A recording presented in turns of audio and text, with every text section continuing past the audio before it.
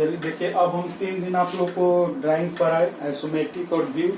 अब हम पढ़ेंगे थ्योरी। ठीक है, थ्योरी में हम आप लोग को फ्री हैंड स्केचिंग पढ़ा दिए थे और इसके बाद ज्यामिति रचना भी पढ़ा दिए थे। ठीक, और इसके बाद अगला लेसन मेरा है मशीन है।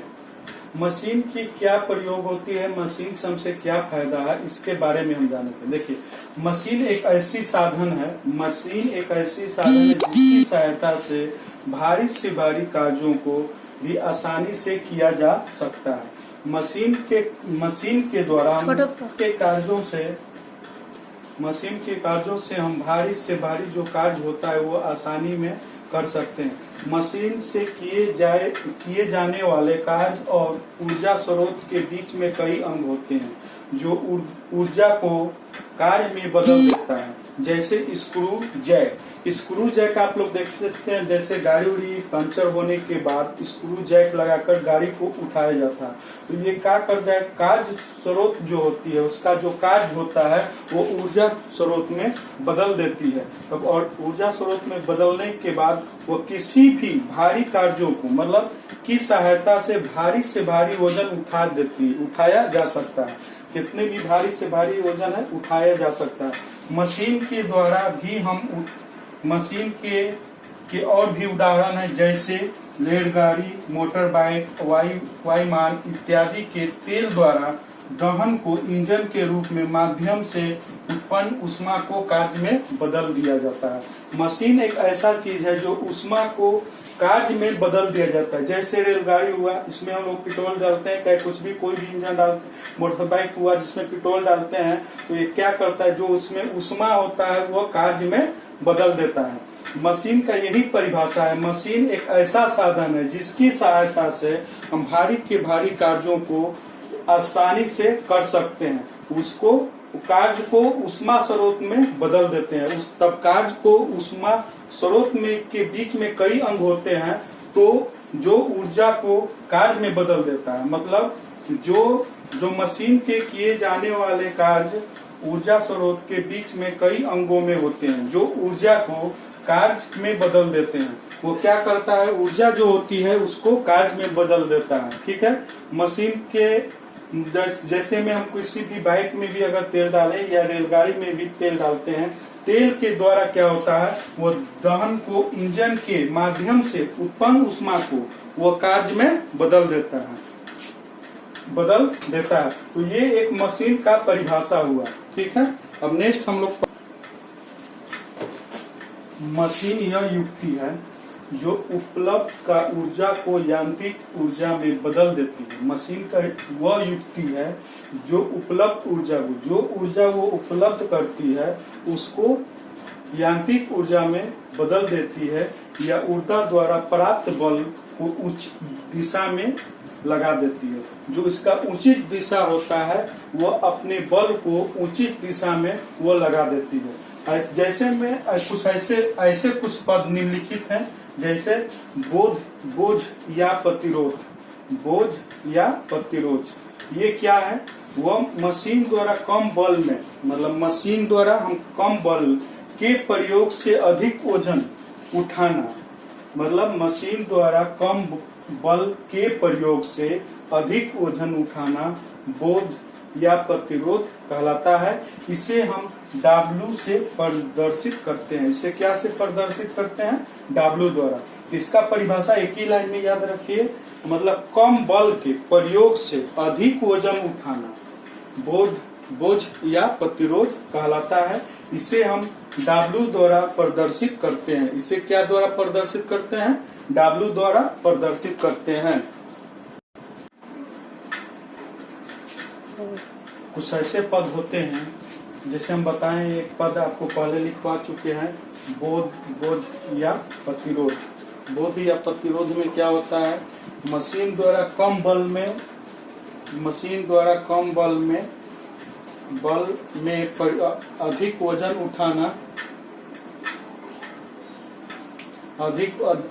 उठाना बोझ या प्रतिरोध कहलाता है। दूसरा है आपका प्रयास या यास।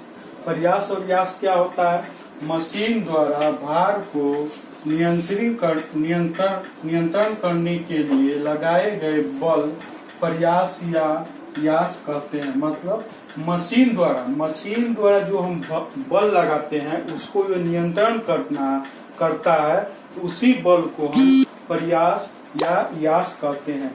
इसे हम P के द्वारा प्रदर्शित करते हैं। इसे हम क्या करते हैं? P के द्वारा प्रदर्शित करते हैं। तीसरा है आपका नियंत्रित लाभ। नियंत्रित लाभ में क्या होता है? किसी मशीन द्वारा उठाए गए भार को हम W द्वारा दर्शाते हैं। ठीक है, किसी मशीन द्वारा उठाए गए भार और भार उठाने में लगाए गए प्रयास, मतलब भार में जो लगाए गए प्रयास P के अनुपात को यांत्रिक लाभ कहते हैं। जो लगाए गए प्रयास हुआ ये आपका P हुआ, ये दोनों के अनुपात को हम लोग यांत्रिक लाभ कहते हैं। मतलब उठाए गए भार को और लगाए गए प्रयास को हम लोग यांत्रिक लाभ कहते हैं। तो यांत्रिक लाभ बराबर होता है उठाए गए भार बटे में लगाए गए प्रयास। फिर एक खाली आप लोग ध्यान दीजिए, एक नंबर में था आपका बोझ या प्रतिरोध। बोझ या प्रतिरोध में क्या होता है? कम बल में अधिक वजन को उठाना, वो आपका क्या कहलाता है? बोझ या प्रतिरोध। और ये हुआ प्रयास या अयास। प्रयास क्या होता है? मशीन द्वारा भार को नियंत्रण करने के लिए, मशीन द्वारा भार को नियंत्रण करने के लिए लगाए गए बल को प्रयास या यास कहते हैं। इसे हम P द्वारा प्रदर्शित करते हैं। क्लियर? यांत्रिक लाभ क्या हुआ? किसी मशीन द्वारा उठाए गए भार, मतलब कोई मशीन द्वारा उठाए गए भार और भार उठाने में लगाए गए प्रयास के अनुपात को यांत्रिक लाभ कहते हैं।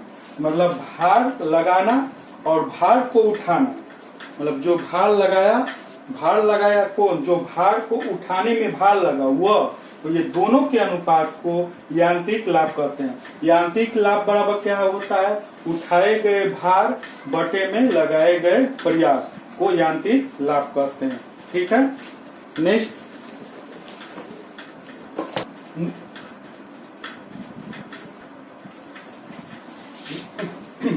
वेगा अनुपात। अब इसके नेक्स्ट पॉइंट है आपका चौथा नंबर है, वेगा अनुपात क्या होता है?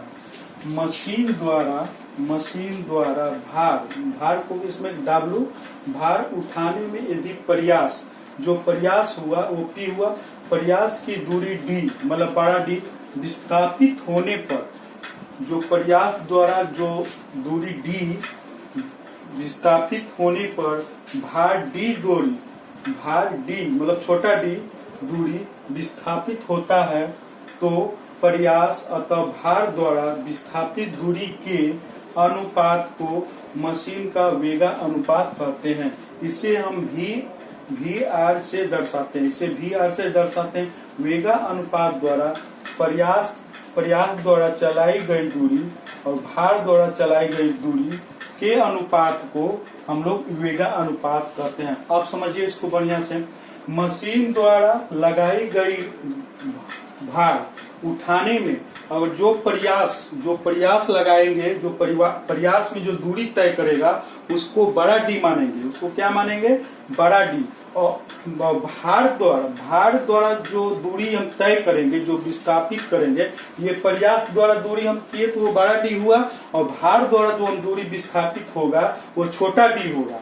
तो ये दोनों के अनुपात को हम लोग वेगा अनुपात कहते हैं। एक लाइन में याद रखिए, भार द्वारा की गई दूरी बड़ा D द्वारा विस्थापित जो करते हैं, और प्रयास द्वारा जो हम दूरी विस्थापित करते हैं, तो दोनों के अनुपात को हम लोग वेगा अनुपात करते हैं। मतलब प्रयास की दूरी, मतलब प्रयास जो किए हम, ये प्रयास जो किए ये बड़ा D से किए, तो ये विस्थापन होने पर, मतलब प्रयास की दूरी D विस्थापन होने पर भार के छोटा D दूरी विस्थापित होता है, तो ये दोनों के अनुपात को हम लोग वेगा अनुपात कहते हैं।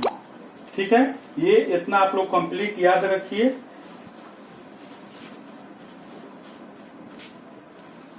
आइए आप लोग को हम होमवर्क दे रहे हैं। होमवर्क में क्या रहेगा? Free hand sketching 5 tools. मतलब 5 को टूल्स आपको बनाकर होमवर्क में आपको मेरे वर्कशॉप में भेजना होगा। 5 टूल्स इलेक्ट्रीशियन अपना 5 गो बनाएगा, फिटर अपना 5 गो, जो टूल्स पड़ा हुआ है हैंड टूल्स वो 5 गो हैंड टूल्स, फिटर और इलेक्ट्रीशियन फ्री एंड स्केचिंग बनाकर होमवर्क के रूप में आप लोग भेजिएगा। ठीक है, ओके बाय।